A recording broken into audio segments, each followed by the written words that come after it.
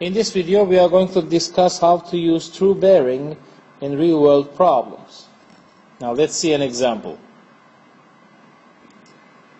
Now let's read the question. An airplane is flying with an airspeed of 310 knots. This is the magnitude. On a heading of 50 degrees, this is the direction of our vector for the airplane. If a 78 knot wind, well, this is the magnitude, and is blowing from a true heading of 125, this is the direction of the vector for the wind. Determine the speed, meaning the magnitude, and direction, meaning the bearing, of the plane relative to the ground. So, a plane is flying with 310 knots of speed on a heading of 50 degrees, and there is this wind at 78 knot speed and blowing from, this is very important, blowing from a true heading of 125 degrees. Now we are going to find the resultant vector which actually the airplane flies through. So we are going to find the speed and the direction, meaning magnitude and the true bearing for this plane. Now let's try to draw this figure. So this is what happens in here. Now this is my vector which shows the direction of the plane 50 degrees as a true bearing, so it's clockwise direction 50 degrees from north, and it's 310 knots. And there is this red vector which shows the direction of the wind. Now it says from the true bearing, so actually this is the bearing 125 degrees, but it is not like that. It is drawn like that because the wind blows from the true heading of 125 degrees. Alright? So, what we are going to do is, we are going to carry this vector for the wind to the terminal point of the other vector. So it will be something like that. And now I have my green vector, which is the actual direction of the plane. Of course I don't know that, I have to calculate theta here, and of course I have to find the magnitude, which is the speed of the plane. So this is my resultant vector when I add the speed of the plane and the speed of the wind. So actually we are working on a triangle here. But before we start, we have to do some basic geometry with the angles. We have to calculate some angles. Now this is my north, and I know that this angle is 50 degrees. Now actually the vector for the wind was here, which is parallel to the vector here, because they should be in the same direction. So I have a z here, if you can follow.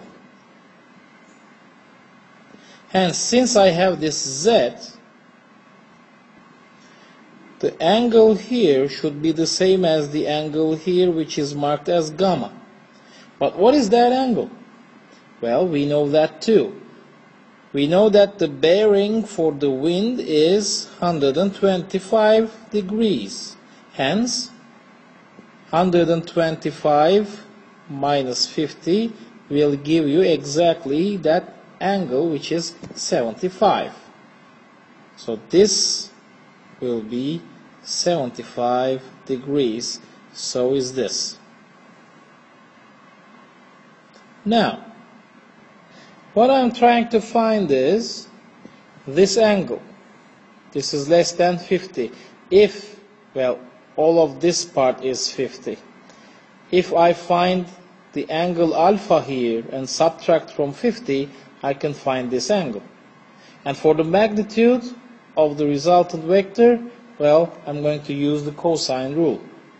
So, since this angle here is 75, I can write a cosine rule, but let's clear these up. So we're asking for g, so it will be g squared equals 78 squared plus 310 squared minus 2 times 78 times 310 times cosine of 75 degrees. So if we do the calculation, we will have the square root of both sides. It will be the magnitude of g to be the square root of 89,667 point, let's say 51. I round it up to 2 decimals. Then, of course, you can calculate by taking the square root of this answer, and you will get 299. Again, this is a long decimal, but you're going to round it up. 299.4 knots. So the question didn't tell you to round it up into 1 or 2 decimal places or the nearest whole. So it's up to you. You can either write 299 knots. So this is the magnitude of g. So this is 299. Now all we have to do is to find the angle alpha. Now we are going to use the sine rule. The sine rule will be like that. I will say sine 75 degrees divided by 299.4 equals sine of alpha over 78.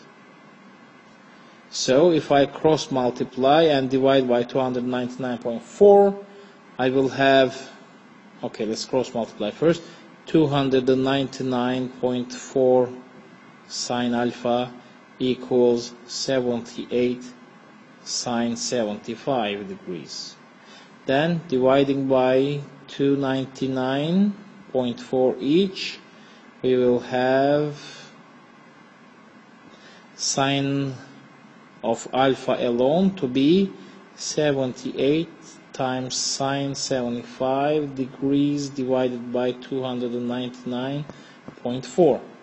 Now next what we're going to do is, so I will go on with black at the top, I'm going to take the inverse sine. So it will be alpha equals inverse sine, say 78 sine 75 degrees over 299.4 knots. So what we're going to get as an answer is alpha equals 14.6 degrees. Now this is for alpha, 14.6. Now we know that the total of these two is 50 degrees. So what I'm going to do is I'm going to subtract 14.6 from 50, which will give me actually 35.4 degrees. So this is the bearing, the true bearing, or the direction of our airplane. So this is the direction, and 299.4 knots is the speed of the airplane. So to solve this problem or a similar problem, first you have to draw a figure showing the bearings and the directions of the vectors, and then you will try to find on this figure the resultant vector, and the question is always to find the direction and the magnitude of the resultant vector. So you will use cosine rule and sine rule respectively to get the answer.